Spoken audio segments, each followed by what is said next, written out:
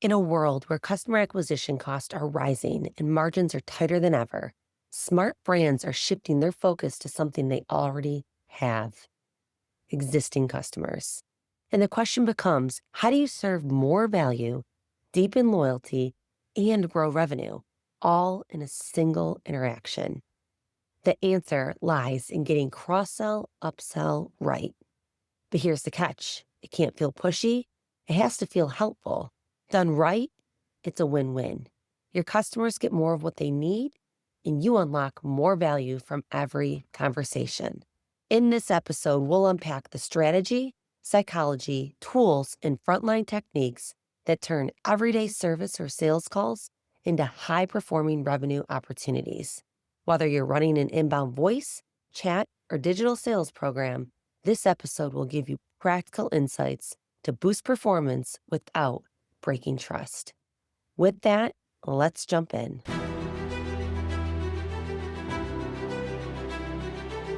Welcome back to the show. Thanks for joining. Today, Michael and I are tackling a topic that is both a revenue driver and a relationship builder: how to cross-sell and upsell effectively to increase revenue per call. Now, Michael, in a world where customer acquisition costs are rising and margins are tighter than ever, why should brands shift their focus to something they already have: existing customers? Well, once again, good morning, Lauren. Great to be here.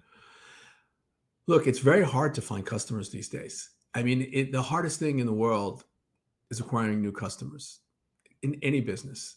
When people go online, they search. 85% of all new business starts with a search. And when you finally acquire that customer, the best customer to upsell and cross sell more products to is an existing customer. And for companies focused on cost reduction, why is this a smart growth tactic for them to focus on? Well, if you speak to the marketing department and you look at what they're paying to acquire a customer for a new order versus what they're paying to acquire an order from an existing customer, it's usually 90% less.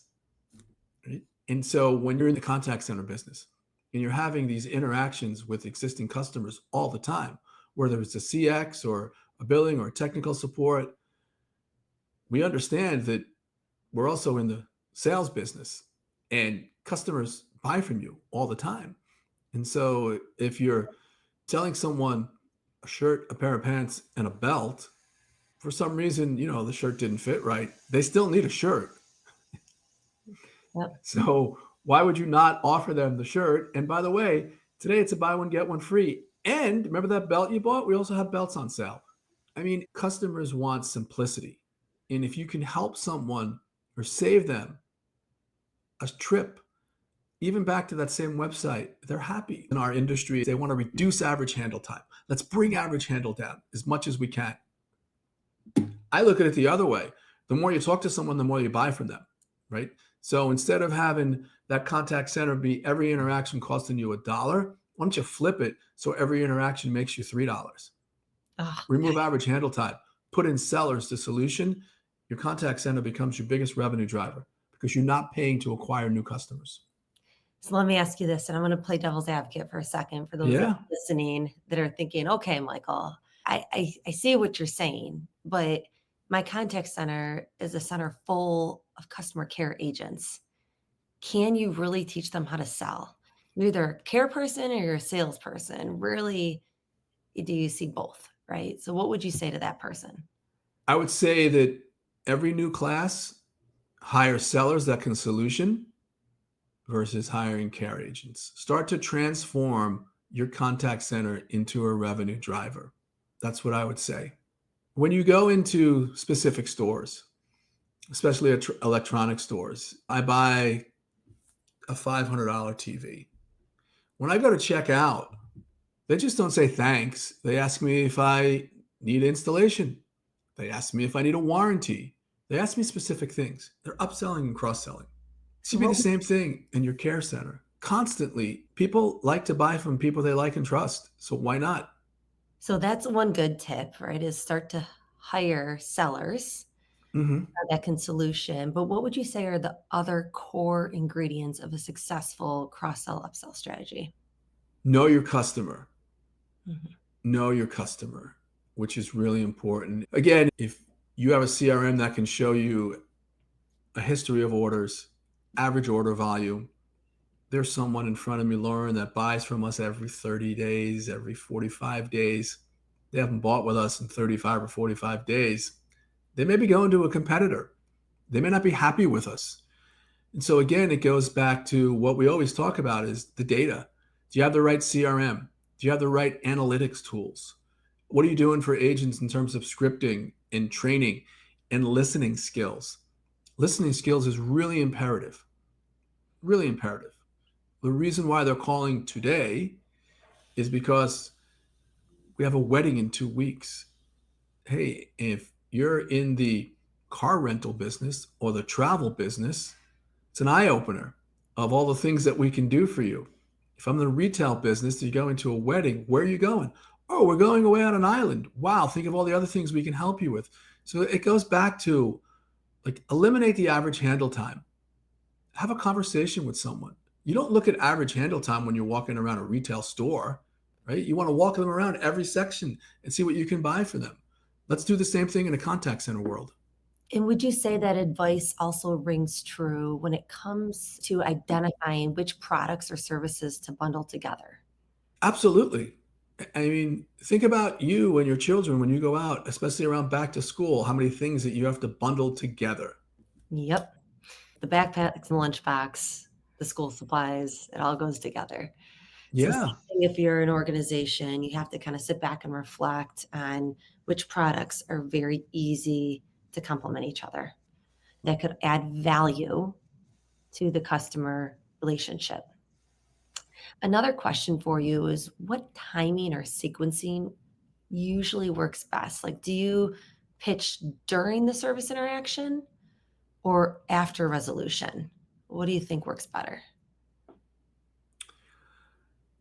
I think it's called as planting seeds, is having that conversation of the why behind every conversation. So, why did you call me today, Lauren? You called me today because the pair of sneakers that you needed for your son to go back to school were too tight. Okay, well, I planted the seed back to school. So, let's solve the sneaker problem today. And then let's understand, oh, what grade is your son in? Oh, does he do any after school activities? He does. Oh, he plays sports. What does he play? Oh, now let's go down that road of all the things that go with the sports. Right? Does he need an extra pair of sneakers? Does he need a special pair of shorts, a special shirt? Does he have a hat? Does he need sunglasses? It's planting seeds. I think where many businesses fail is that they don't train the individuals how to plant seed and listen. Listening skills are the number one way to cross sell and upsell. Listen, solve the pain, solve the problem with solutions. And that's a really good point. So it all comes down to asking the right questions. So knowing your products and then knowing the right questions to ask to identify if a need exists for each of the products.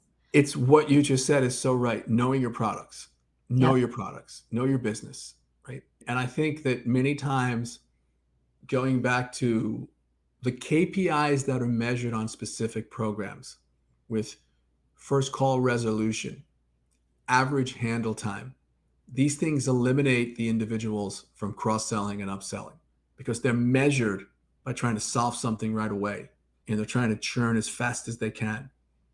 The companies that remove average handle time and first call resolution and go back to having a conversation with someone wind up taking that contact center and making it a huge revenue driver. And that's what companies should be doing these days. And for a company that's never done a cross sell upsell campaign before, what would you tell them in terms of how do you coach reps to be able to pivot from that service to sales naturally? What would be your advice? A lot of AI tools out there these days that can help people constantly train to get better. There's classroom training, there's role playing, but there's AI tools that they can use every day to get their hone and get their pitch better. You know, there's a way to cross sell and upsell with meaning, and there's a way to just ask for it. And so, my kid played softball. She was a catcher. We bought her Oakleys. Back then, they were like $99. She flips the mask up. The Oakleys come off, and she steps on them and breaks them. $99. We go back to the store. Guy to register. Now, this is the second time says, would you be interested in a warranty for $14.95? No. Just want to get through because I'm aggravated. I'm on pair number 2. 3 or 4 weeks later, same thing. Steps on them. I'm at pair 3. Here's dad here now. He's 3 sound glasses in. He goes back to that store and he's not happy. Kid's about 16 years old, probably never had another job before. And we go to check out and he says, would you be interested in a warranty for $14.95? I said, no. He goes, well, how often do you buy these? I said, what? He goes, how often do you buy these? Because, this is good for 1 year. If they're lost, broken, stolen, or anything happens, we replace them for free. Say again? Free. Yeah, sign me up. Now, if the first person would have said that to me, I would have bought it. Yeah. I wrote an article a couple of weeks ago about the same thing with a car wash. Like I go up to the car wash and I was waiting for the kid to pitch me on the monthly so I can get like the first one for $29 for 2 months. And he never pitched me the monthly. I'm like, his job was to pitch the monthly. He didn't pitch it because he probably didn't feel comfortable. And so even though I was in the non-monthly line, right, he should have pitched me. It goes back to what you said is that you train individuals to have a conversation, planting seeds to understand the why. Why are we here today? And it becomes smooth. It's what you need. Arming them with data to personalize it. Yeah. What would you say is the biggest mistake that brands make when trying to layer in cross-sell? What are some common pitfalls? Oh, there's so many. But again, it goes back to we didn't train the person enough. Like, so, hey, starting July 1st, we're going to upsell and cross sell and just go off of this script. That doesn't work. Like, again, you got to humanize these things. You have to make sure you train people properly and make sure that they feel good upselling and cross selling. Like, if you've never sold before, and I spent 7 years on a care campaign, and starting July 1st, they're going to ask me to sell, I'm going to be petrified. So I'm just going to read off the script. Lauren, would you be interested in a warranty for $7.95? No. Okay, thank you. And so, biggest mistake, not giving training properly. Second biggest mistake, not asking the individuals who are going to be doing this if they want to do it. Yeah. Some people don't. They just don't want to. Other thing is using the data, right? 2 calls per week per agent. How about get some interaction analytics and start to listen to all the different things that are going on to help them become sellers? When you're taking a care agent to become a seller, it doesn't happen overnight. Then the other thing I'd say that people make the biggest mistake is that they don't give any more average handle time. Like they want you to cross sell, but they don't increase the AHT. Like you can't have both. And then when is it not the right time to push an upsell? So there's a couple of schools of thoughts on that. And it really depends on the individual. And so the irate customer who is not happy with your product is not the time to try to upsell a different product, right? It's just not the right time. And that's what goes back to experience. But you can take an irate customer who's probably has, for an example, 10 devices on a slow internet speed, who's really frustrated, who bought the wrong package because someone sold them a $14.95 monthly internet, who's freaking out because it's too slow.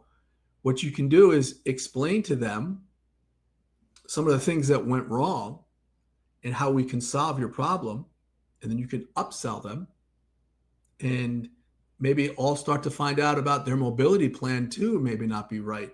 It goes back to making sure that you have the confidence to solve their problem. And then you're helping them by selling them solutions that make it better for them in their life.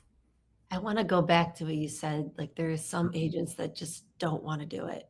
Yeah. What about incentivizing them?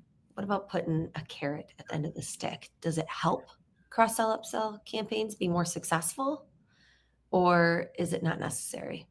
There's no right answer on that. Yeah, they could be successful, but if they don't want to do it, they don't have the passion, they don't bring it. Like you can tell when you're working with someone who's really excited that wants to help you. Like we've all had salespersons who just, okay, what can I do? Like they're just not into it. Versus the salesperson that's like, wow, Know you're it. going on vacation to where? Myrtle Beach? Phenomenal. I wish I was going. How long are you staying for? Wow, and who's going? Great. Hey, when you're in Myrtle Beach, this product may be the right thing for you. Like that person is the one that doesn't need incentives because they're genuinely helping you. Yep. Like think about some of the people that you've transacted with in the last year who have helped you and the ones that haven't. Like if they gave it to me for free, I wouldn't buy anything from you. Like I've had interactions where I feel like, what? And I have Yep. other interactions where like, yeah, you're right. Yeah, thank you so much. Thank you. Yes, that would work for me. Absolutely. Last two questions here. Can you share a real world example where cross sell, upsell made a measurable impact to the client? Yeah. So when we had a travel client a couple of years ago, and when people were calling in, they would ask a simple question: does this hotel take pets? And many times the agent would say yes, and the consumer would say thank you, click and hang up. When we examined that, we realized that hey, there's a whole load of opportunities we're missing here. And so we would say, now let's change it around and say, when Lauren calls in and says, hi, do you guys have pets? Um, are you staying with us? Now let's have the conversation. Yes, we are. Oh, great. And when are you staying? We're staying the week of July 4th. And great. And you have a room with us already? Yes. Oh, and is it vacation? It is. Oh, and are there going to be kids with you? How many in your family? 4. Oh, great. Yes, we do take pets, but I'm looking up your room right now and I notice it's not overlooking the beach. Do you know for an extra $20 a night, we can have this beautiful patio with you and your family overlooking your beach? This will be a memorable vacation. They would say, I didn't realize I can do that. I saw it online. It wasn't available. Yeah, it is. So for an extra $100 on this trip, we can get you that. Great. Do. Done. And by the way, we also have boat rentals and it's really busy during July 4th.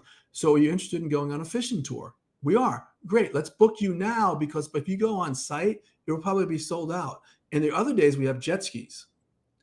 And so by changing the conversation of saying yes, because what we talked about earlier, get them in, get them out, average handle time, or scroll solution, to saying, are you staying with us? You are. When and how? Let me look up your reservation. Oh, wow.